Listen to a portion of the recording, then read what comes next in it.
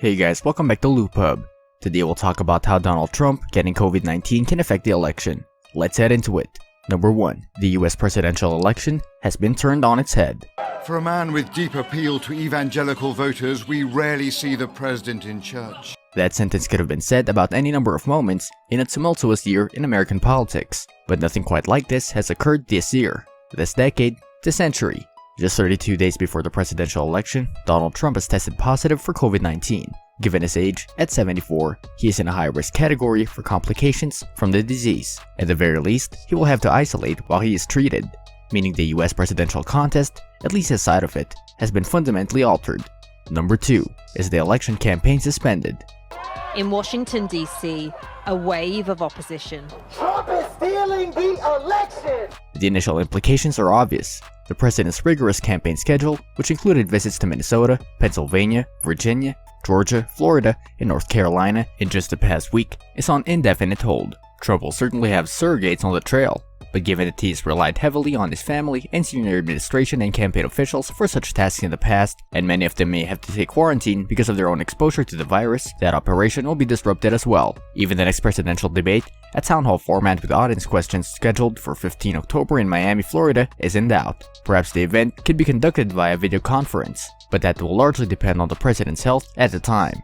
At this point, there is no serious talk of altering the election schedule, which would require the act of Congress passed by both the Democratic-controlled House of Representatives and the Republican-held Senate. In some states, in fact, early voting has already begun. Number 3. How will this affect the polls? US politics has seen its dark underbelly laid bare in this election. Despite the aforementioned turmoil this year, the pandemic and the resulting economic disruption, the nationwide demonstrations against institutional racism and police brutality following George Floyd's death, and sometimes violent unrest in several major US cities, the countless smaller crises, and controversies that seem like a daily occurrence during the Trump years, this presidential race has been remarkably stable. Democrat Joe Biden has held a statistically significant lead over the president for months in national polls, with a smaller but still noteworthy advantage in key swing states. Time was running out for the president to change his dynamic, even before this week's dramatic news. The public has consistently given the president low marks for his handling of the coronavirus pandemic, so anything that puts the focus on the disease is potentially damaging for his re-election prospects. Complicating matters for the president will be that many Americans might recall what many would describe as the president's sometimes cavalier attitude toward COVID-19. Number 4. What are the risks for Democrats? This year, the Democratic Party has taken the party out of the Democratic National Convention. During times of national turmoil, the American public tends to rally in support of the president. While Trump and his administration will face hard questions about the virus, he and his wife will also be the recipients of national sympathy and prayers for the health ordeal that confronts them. Democrats and the president's critics may be inclined to engage in a chorus of "I told you so" and celebrate what they see as political karma, but they do so at the risk of seeing callous or indifferent to the crisis that confronts the nation. More than 200,000 Americans have died of COVID-19 at this point, and many families and friends may not appreciate any form of victim blaming. The Biden campaign will face a challenge on how to respond. For months, the Democratic nominee has kept a lower profile in order to limit his risk of exposure, and has been mocked by Republicans, including the president himself, for hiding in the basement of his Delaware home. Number 5. Is Joe Biden evil? He knew how deadly it was. It was much more deadly than the flu.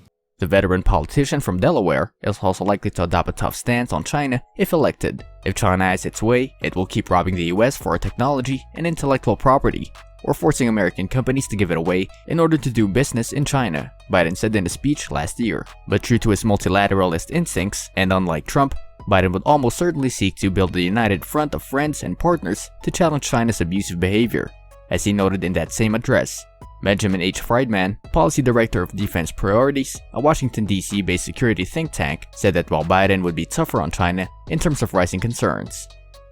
Number 6. What about other consequences? Current polls still show Joe Biden ahead, and it's suburban women that could be a major obstacle to Trump re-entering the White House. What other political knock-on effects could come from this news could depend largely on how far the virus has spread in the upper echelons of the US government, and how the president responds to his treatment. The political uncertainty could further disrupt whether economic recovery was underway, as public confidence plummets and businesses again brace for a drop in revenue.